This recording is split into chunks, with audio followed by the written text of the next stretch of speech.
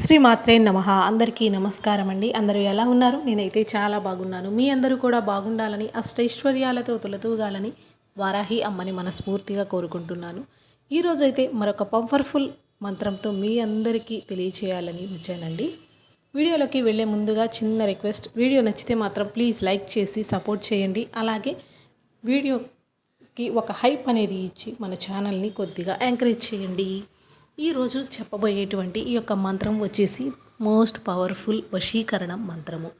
మనకి ఎక్కువగా మన ఛానల్లో అమ్మవారి యొక్క తాంత్రికమైనటువంటి పద్ధతులలో పూజలు అలాగే వశీకరణ మంత్రాలు కూడా తెలియచేస్తూ ఉంటామండి.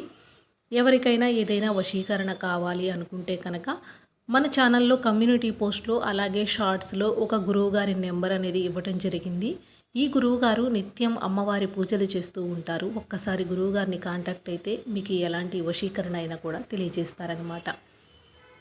ఇప్పుడు మనం చెప్పబోయేటువంటి ఈ యొక్క పవర్ఫుల్ మోస్ట్ ట్రెండింగ్ అంటే ఎంతోమంది దీనిని జపించిన తరువాత వాళ్ళ కోరికలు అనేవి తీరాయి అని చాలాసార్లు మెసేజ్ల్లో కూడా తెలియజేశారనమాట.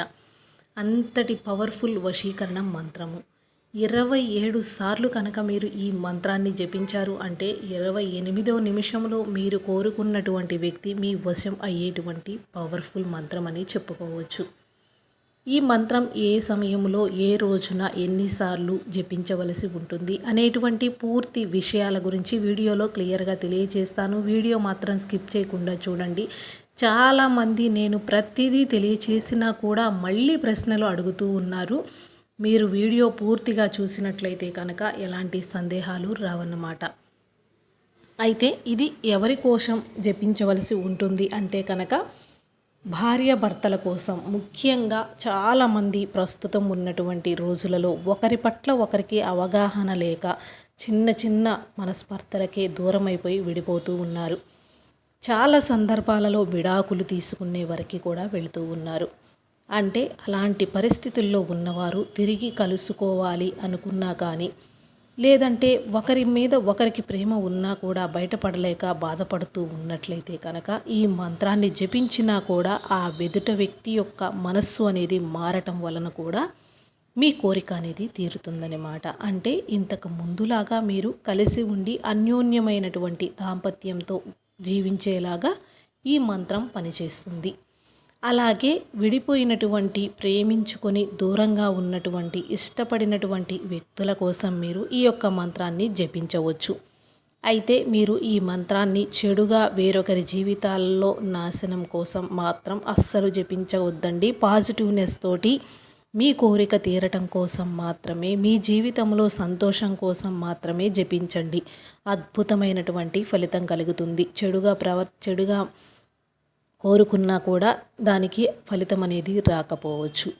అయితే ఇష్టపడినటువంటి వ్యక్తులు అంటే కనుక ఎంతో కాలంగా ఒకరినొకరం ఇష్టపడుతూ ఉన్నాము, కానీ ఏదో ఒక చిన్న మాట వలన విడివిడిగా దూరంగా ఉండవలసి వస్తుంది. లేదంటే మీ ఇంట్లో మీ పెద్దవాళ్ళు ఒప్పుకోక పెళ్ళికి మీరు బాధపడుతూ ఉన్నా కూడా వాళ్ళ యొక్క మనస్సు అనేది మారటానికి కూడా ఇది చాలా చక్కగా పనిచేస్తుందన్నమాట.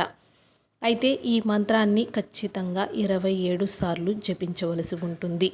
ఇది అమ్మవారి యొక్క అద్భుతమైనటువంటి మంత్రము.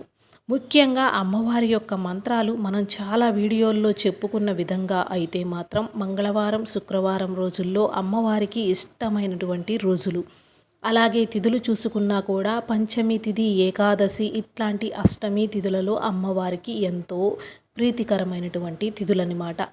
ఈ విధమైనటువంటి మంగళవార, శుక్రవారం రోజుల్లో, ఆదివారం రోజుల్లో, లేదంటే తిథుల ప్రకారం కావచ్చు, మరింకా అనుకుంటే అమావాస్య రోజు, పౌర్ణమి రోజుల్లో అమ్మవారికి ఇంకా ప్రీతికరమైనటువంటి రోజులు.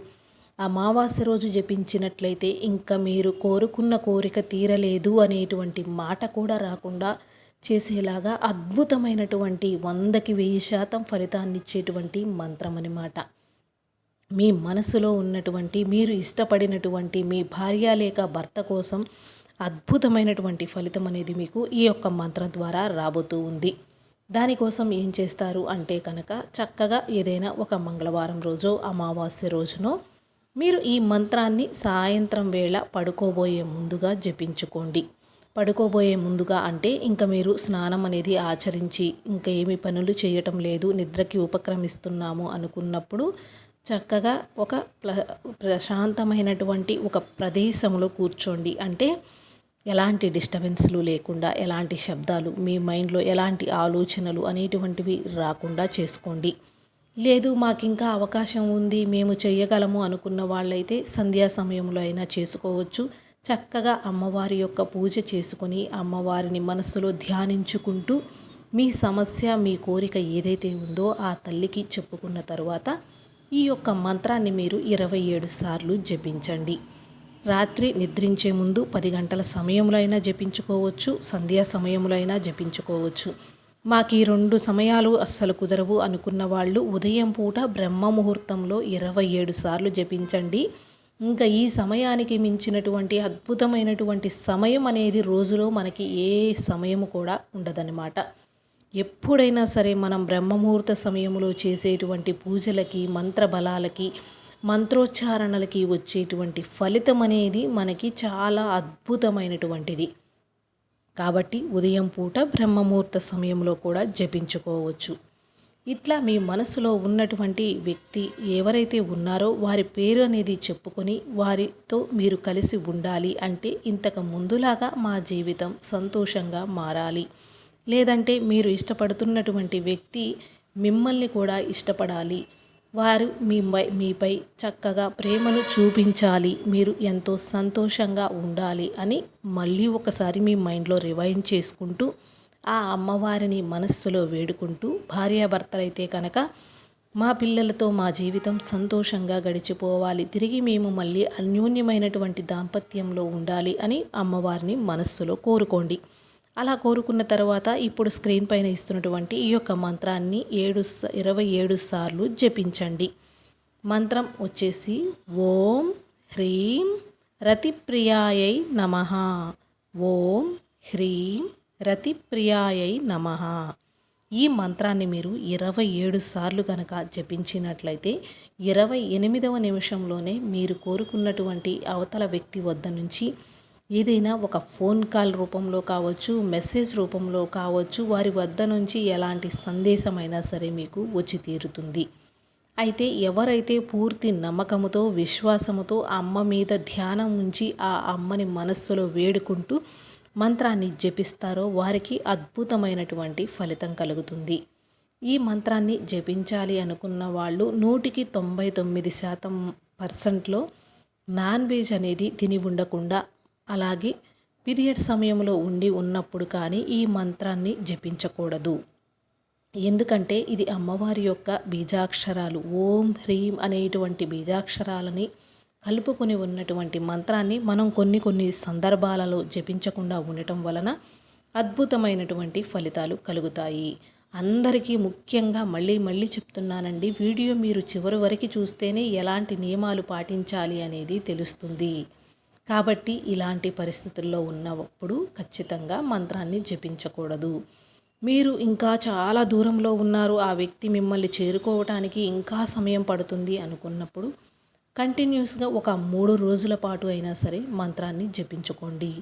ఏదైనా ఎవరైనా సరే మీరు గట్టి సంకల్పం చేసుకొని ఆ అమ్మవారిని వేడుకుంటూ కనుక మంత్రాన్ని జపించినట్లయితే దానికి ఫలితం రాకుండా ఉండటం అనేది జరగదు. 100% రిజల్ట్ అనేది వస్తుంది. కాబట్టి మీరు పూర్తి విశ్వాసంతోనే ఈ యొక్క మంత్రాన్ని జపించటానికి ప్రయత్నం చేయండి. అలాగే మరొక చిన్న విషయం ఏమిటంటే కనుక అందరికీ ప్రతిరోజు కూడా రిప్లై ఇస్తూ ఉన్నామండి. అంటే అడిగే ప్రశ్నలకి ఒకటే ప్రశ్నని పదే అడగటం వలన కొంతమందికి ఇవ్వలేకపోవచ్చు. అయితే మీకు ఇంకా అమ్మవారి మంత్రాల పట్ల కావచ్చు, వశీకరణ పట్ల కావచ్చు, దేని గురించి సందేహాలు ఉన్నా కానీ మన గురువుగారైతే కేవలం 1 గంటలో మీకు పరిష్కారాన్ని తెలియచేస్తారు. గురువుగారి ఫోన్ నెంబర్ వచ్చి కమ్యూనిటీ పోస్ట్లో ఉంది, తప్పకుండా ట్రై చేయండి. వశీకరణ స్పెషలిస్ట్ అనమాట. అలాగే చెడు గ్రహ ప్రయోగాలు ఏదైనా జరిగి ఉన్నా కానీ, మీ జాతకంలో ఏదైనా దోషాలు ఉన్నా కానీ ఈ గురువుగారు అమ్మవారి యొక్క పూజలతో మీకున్నటువంటి దోష నివారణ పూజలు కూడా జరిపిస్తూ ఉంటారు. అలాగే ఇంకా ఒక రిక్వెస్ట్ ఏమిటంటే కనుక ఈ మంత్రాన్ని జపించాలి అనుకున్నటువంటి రోజున ఖచ్చితంగా మీరు అవకాశం ఉన్నంత వరకు కూడా శుచిగా శుభ్రంగా స్నానం అనేది ఆచరించిన తరువాత అమ్మవారి యొక్క పూజ అనేది చేసుకునే అవకాశం ఉంటే పూజ చేసుకున్న అనంతరం మీరు ఈ యొక్క మంత్ర జపం చేయడానికి ప్రయత్నం చేయండి. ఇందులో ఎలాంటి సందేహము కూడా లేదన్నమాట. ఎవరి కోరికలైనా సరే ఇట్టే తీర్చేటువంటి అద్భుతమైనటువంటి తల్లి మన వారాహి అమ్మవారు. తిరుగులేని మంత్రాల వశీకరణతో అమ్మవారు ఎవరికైనా సరే అద్భుతమైన ఫలితాలనేది కనపరుస్తూ ఉంటుంది. ఈ వీడియో అయితే ఇంతటితో అయిపోయిందండి. ఇంకా వీడియో అయితే మీ అందరికీ కూడా నచ్చింది అనుకుంటున్నాను. ప్లీజ్ హైప్ అనేది ఇవ్వండి. అలాగే వీడియో నచ్చితే లైక్ చేసి సబ్స్క్రైబ్ చేసుకోండి. మీలాంటి వాళ్ళ లైక్ అనేది ఇంకొంతమందికి యూజ్ అవటానికి, ఈ వీడియో అనేది షేర్ అవటానికి చాలా బాగా ఉపయోగపడుతుంది. వీడియో చూసిన ప్రతి ఒక్కరికి కూడా ధన్యవాదాలు. ఇంతటితో స్వస్తి.